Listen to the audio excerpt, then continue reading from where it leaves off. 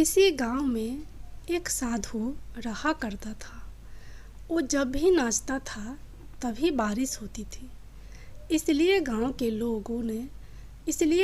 लोगों को जब यह बारिश की ज़रूरत होती थी तब यह लोग उस साधु के पास जाते और उनसे अनुरोध करते कि वह नाचे और जब वह हंसने लगते तो बारिश ज़रूर होती थी।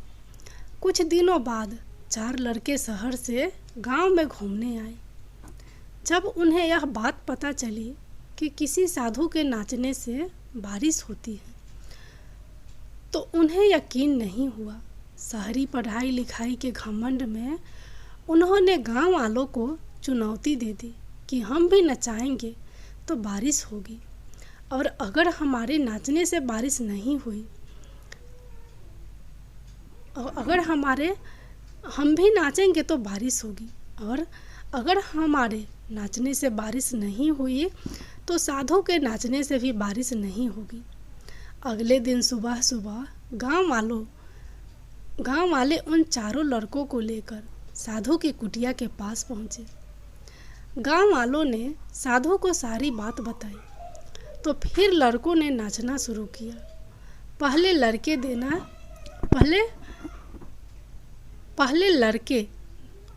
देना शुरू किया। आधा घंटा बीत गया, फिर पहला लड़का थक कर बैठ गया, पर बादल नहीं दिखे।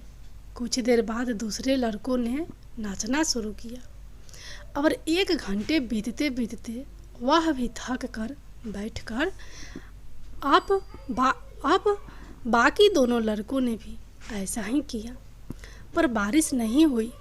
अब साधु की बारी थी। उसने नाचना शुरू किया। 1 घंटा बीत गया, पर बारिश नहीं हुई। साधु फिर भी नहीं रुका, वह नाचता ही रहा। नाचते नाचते 2 घंटे बीत गए, पर बारिश नहीं हुई। 4 घंटे बीत गए, बारिश नहीं हुई। लेकिन साधु तो रुकने का नाम ही नहीं ले रहा था। धीरे धीरे शाम ढलने लगी कि तभी बादलों की गुरगुराने सुनाई दी और थोड़ी देर बाद जोरों की बारिश होने लगी। यह देखकर 4 लड़के दंग रह गए और तुरंत साधु से क्षमा मांगी। फिर 4 लड़कों ने साधु से पूछा, बाबा भला ऐसा क्यों कि हमारे नाचने से बारिश नहीं हुई और आपके नाचने से बारिश हो गई। एक साधु ने उत्तर दिया, जब मैं नाचता हूँ तो 2 बातों का ध्यान रखता हूँ। पहली बात तो मैं यह सोचता हूँ कि अगर मैं नाचूंगा तो बारिश को होना ही पड़ेगा, और दूसरी यह कि मैं तब तक नाचूंगा जब तक बारिश ना हो जाए। मैं सफलता पाने वाले में भी यही गुण विद्यमान होता है। जो जिस काम को करते हैं उसमें उन्हें सफल होने का पूरा भरोसा होता है, और वह तब तक उस काम को करते हैं जब तक कि उसमें सफल ना हो जाएंगे। इसलिए अगर हमें सफलता हासिल करनी है तो उस साधु की तरह ही अपने लक्ष्य को प्राप्त करना होगा।